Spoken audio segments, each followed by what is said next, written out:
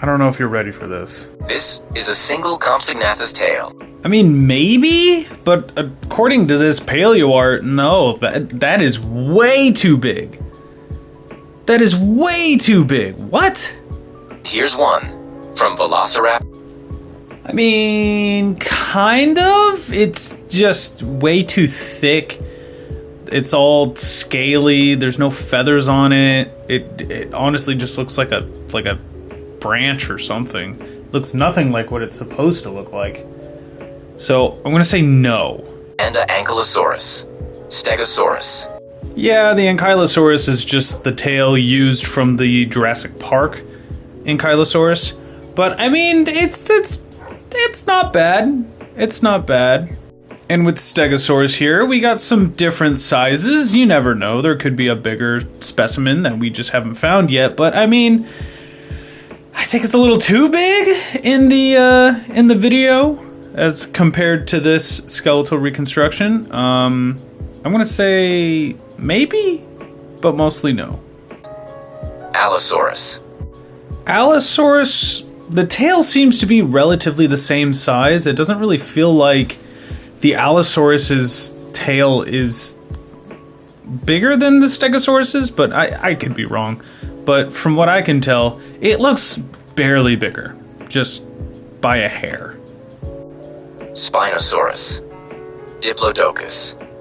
And finally, I bet you can't subscribe fast enough, an Argentinosaurus. So those last ones, they weren't too bad, but they weren't great. But the Spinosaurus one is just all wrong. All the way wrong. This study from Ibrahim back in 2020 shows that we have the tail of Spinosaurus, and it looks a lot different than that video was trying to show.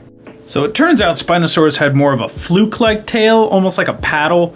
It may have used it to swim, but not like underwater at all. The body was just a little bit too buoyant, and the sail kind of made it more difficult to be able to balance if it were to swim underwater. So more than likely, it was used for display. There are a lot of reptiles nowadays and even birds that have tails and fins and stuff like this. And this is just showing that we have a display structure here and a display structure here. And then if we go over here, there's a display structure on the head too. It's got a crest on its forehead. So this is more likely what the Spinosaurus tail looks like.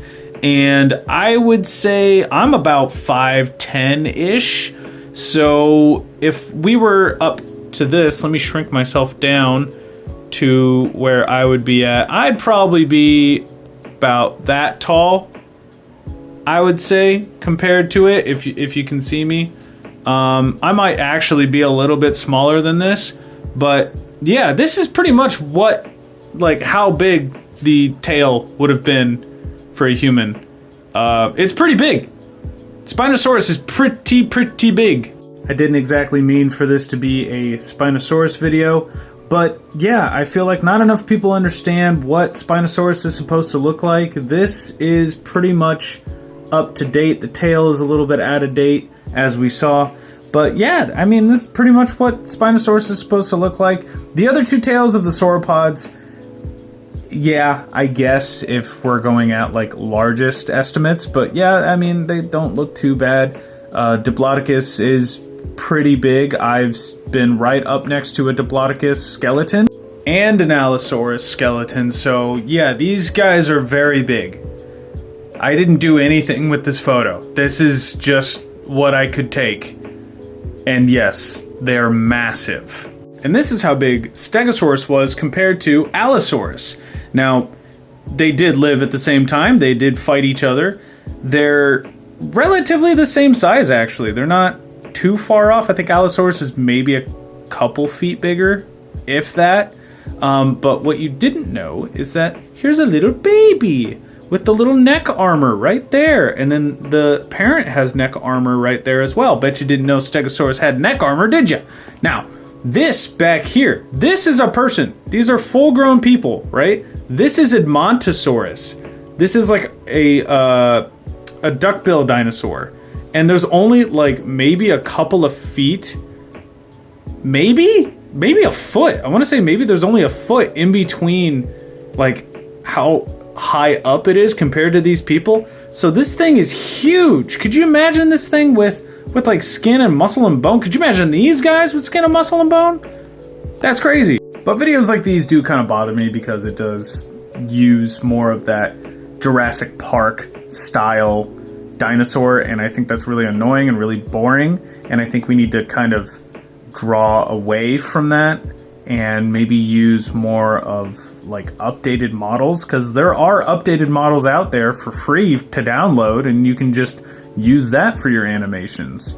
So using Jurassic Park stuff like the Ankylosaurus tail I think is a little too cheap, a little too easy. I think maybe we could put in a little bit more effort and maybe switch out those tails. Even the Velociraptor one should have feathers.